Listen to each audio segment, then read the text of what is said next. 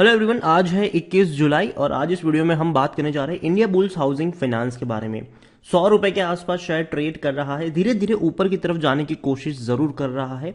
लेकिन अगर हम देखें तो बाजार भी ना पिछले 2-3 हफ्तों से काफी अच्छे मूड में है, ऊपर जाता हुआ नजर आ रहा है। वीडियो में डिस्कस करेंगे कि इंडिया बुल्स हाउसिंग फाइनेंस में खरीदारी के क्या वाकई में मौके बन रहे हैं कि नहीं, और क्या ये एक शॉर्ट टर्म का ग्रोथ आपको देखने को मिल रहा है। तो वीडियो को शुरू करूं उससे पहले अगर आपने अभी तक चैनल को सब्सक्राइब नहीं किया है तो प्लीज अभी इसे सब्सक्राइब कर लीजिए, क्योंकि आगे भी बहुत सारे वीडियोस हैं जो आपको काफी ज्यादा हेल्प करेंगे। तो इंडिया बुल्स हाउसिंग फाइनेंस 101 रुपए के आसपास ट्रेड कर रहा है और पिछले एक महीने में देखे तो जहां था वहीं पर आ चुका है। लेकिन हाँ, 90 के करीब गया जरूर था, वापस बाउंस बैक दिखा रहा है ये। लेकिन एक साल की बात करें तो सिचुएशन बहुत उलट है। 63% तक ये टूट चुका है और ये लगातार टूट रहा है। बीच बीच में तेजी बनी जरूर थी, इससे पहले भी आप देख सकते हो तेजी बनी जरूर थी, लेकिन हर बार ये टूटता रहा, बिखरता रहा। अभी इंडिया बुल्स हाउसिंग फाइनेंस उस प्राइस पे ट्रेड कर रहा है जो कोविड के वक्त था। जब इंडिया में कोविड आया था, बाजार टूट गया था, तब 90 रुपए के करीब पहुंचा था इंडिया बुल्स हाउसिंग फाइनेंस और वहां से बाउंस बैक करके 300 तक पहुंचने वाला था ये। लेकिन उसके बाद अगर आप देखो तो ये लगातार लगातार लगातार टूट रहा है। और उसके सबसे पहले जो रीजंस आए थे वो शुरुआती, वो जब प्रमोटर ने बहुत बड़ी हिस्सेदारी बेची थी, तभी मैंने वीडियो बनाकर कहा था कि देखो जिस तरीके से हमको पिक्चर दिखाया जा रहा है कि प्रमोटर ने 12% की होल्डिंग बेची, लेकिन साथ में ब्लैक रॉक जैसे कई ग्रुप्स ने खरीदारी करी, तो वो सच नहीं था। ठीक है, क्योंकि जितनी प्रमोटर ने होल्डिंग बेची थी उतनी बड़े फंड हाउसेस ने खरीदी नहीं थी, बल्कि बहुत कम खरीदी थी। अभी के वक्त में अगर आप देखो तो और कम हो चुकी है उनकी होल्डिंग्स, और रिटेल इन्वेस्टर्स के पास ही ज्यादा होल्डिंग नजर आ रही है। हाल फिलहाल में जो खबर है इंडिया बुल्स हाउसिंग फाइनेंस को लेकर कि भैया 500 करोड़ रुपए रेज करने वाले हैं ये एलआईसी से, और वो बॉन्ड के जरिए रेज करेंगे इंडिया बुल्स हाउसिंग फाइनेंस। अच्छी बात है, देखो पैसों की जरूरत है ही इस कंपनी को, और अगर वाकई में रेज कर लेते हैं एलआईसी के थ्रू ये इतना बड़ा पैसा, तो इनके लिए वाकई में एक अच्छी बात होगी इंडिया बुल्स हाउसिंग फाइनेंस के लिए। लेकिन आप एक चीज ये देखो कि यहां पर दिक्कत क्या आती है। ठीक है, हालांकि LIC could not contact immediately for comment, LIC ने अभी तक इस बारे में कोई कमेंट नहीं किया है। और यहां पर अगर आप बात करो कि 2010 ईयर बॉन्ड्स, 10 साल के बॉन्ड होंगे दैट ऑफर 9.70%। ठीक है, यहां पर आपको एक चीज समझनी होगी, इतने बड़े ब्याज पर एलआईसी दे रहा है 9.70%। हम सब जानते हैं कि जब एचडीएफसी रेज करता है या आईसीआईसीआई रेज करता है तो वो 7% के आसपास के ब्याज पर वो रेज करता है। ठीक है, यहां पर इनको इतने बड़े परसेंटेज पे रेज करना पड़ रहा है। ठीक है, तो जाहिर सी बात है भाई साहब, ये उतना सही नहीं लग रहा है मुझे। हालांकि मेरा पर्सनल ओपिनियन है और मैं शायद गलत भी हो सकता हूं यहां पर।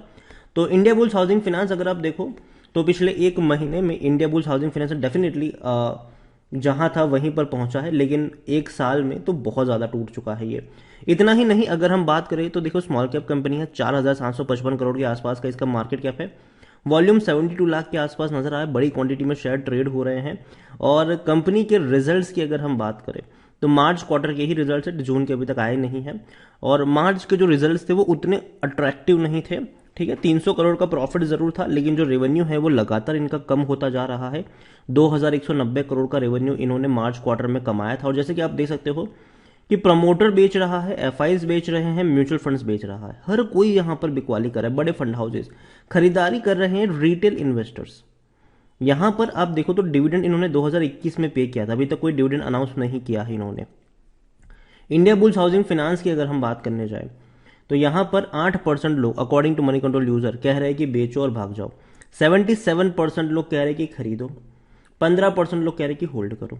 कंपनी में अगर आप देखने की कोशिश करोगे तो बिकवाली भी हुई है, खरीदारी भी हुई है, हैंड एक्सचेंज आप कह सकते हो, जो लास्ट वाला जो है वो हैंड एक्सचेंज भी कह सकते हो। हालांकि बड़ी खरीदारी एक्विजिशन भी हुई, मार्केट से परचेज किए थे, लेकिन ये मार्च का डेटा है।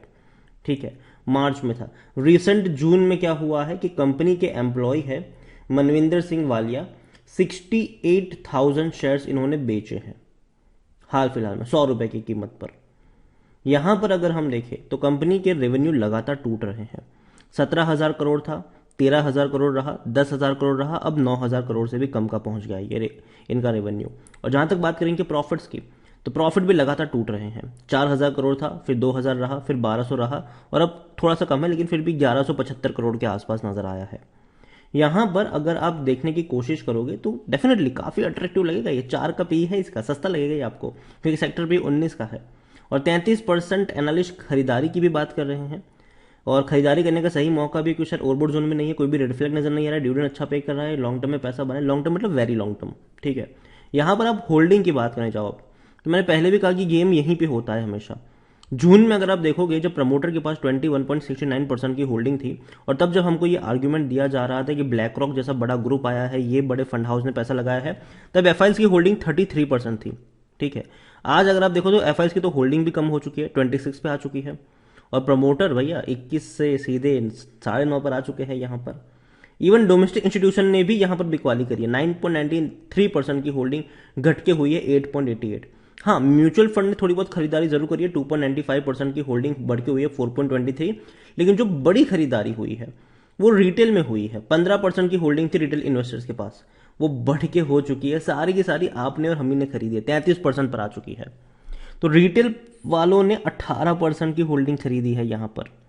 तो मतलब जो भी बिकवाली हुई है, जो भी माल बेचा गया है, वो चेपा गया है रिटेल इन्वेस्टर्स को यहाँ पर, और वो जनरली होता है न्यूज़ के थ्रू।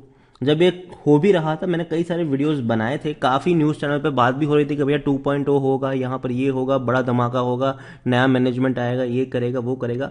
तो पहले एक चीज़ समझो कि जो बड़ा, भले जिस जिस ग्रुप का नाम दिया जाए, ब्लैक रॉक जिस ग्रुप का नाम दिया जा रहा है, ठीक है, उन्होंने क्या उतनी होल्डिंग खरीदी थी? नहीं खरीदी थी उन्होंने उतनी सारी होल्डिंग। तो अभी के लिए इंडिया बुल्स देखो, मैं यही कहूंगा कि अवॉइड करिए ये जो तेजी आ रही है, ठीक है। अगर आप फंसे हुए हो तो हो सकता है कि इस तेजी में आपके पास मौका होगा यहाँ से निकलने का, लेकिन अगर आप खरीदारी करने जाओगे तो हो सकता है कि आप फंस के रह जाओ यहाँ पर। कंपनी के रिजल्ट्स एटलीस्ट मेरे हिसाब से एक बार देखने चाहिए कि कैसे नतीजे इनके आ सकते हैं। अभी तक कोई डेट सामने नहीं आई है कि कब इनके जून क्वार्टर के रिजल्ट्स आएंगे, Q1 के नतीजे कब आएंगे, कभी तो कोई डेट सामने नहीं है, लेकिन बहुत जल्दी डेट सामने आ भी जाएगी। तो पहली चीज़ तो ये कि मैं जब तक इनके नतीजे नहीं देखूंगा, रिजल्ट्स नहीं देखूंगा Q1 के, तब तक यहाँ पर कुछ भी कहना मुश्किल है, तब तक बाइंग के लिए भरोसा करना मुश्किल है। एक बार 1-2 क्वार्टर में कंपनी स्टेबल अगर रिजल्ट्स दिखाती है तब हम डेफिनेटली इस पर भरोसा कर भी सकते हैं, लेकिन अभी के लिए मैं यही कहूंगा कि कंपनी के प्रॉफिट्स टूट रहे हैं, कंपनी के रेवेन्यू टूट रहे हैं, कंपनी में बड़े फंड हाउसेज और प्रमोटर बेच बेच के निकल रहे हैं, और रिटेल वालों के पास माल यहाँ पर चिपकाया जा रहा है। तो अभी के लिए अवॉइड करिए इंडिया बुल्स हाउसिंग फाइनेंस। तेजी आई है, डेफिनेटली आप चाहे तो इस तेजी का फायदा उठा सकते हैं, लेकिन खरीदारी करने की गलती अभी के लिए मत करना। वीडियो को यहीं पे एंड करूंगा, पसंद आया हो तो लाइक करो, शेयर करो, चैनल पर पहली बार आए तो प्लीज सब्सक्राइब करें, और इंडिया बुल्स हाउसिंग फाइनेंस के बारे में आप क्या सोचते हैं वो भी आप मुझे कमेंट में लिख कर बता सकते हैं। Thank you.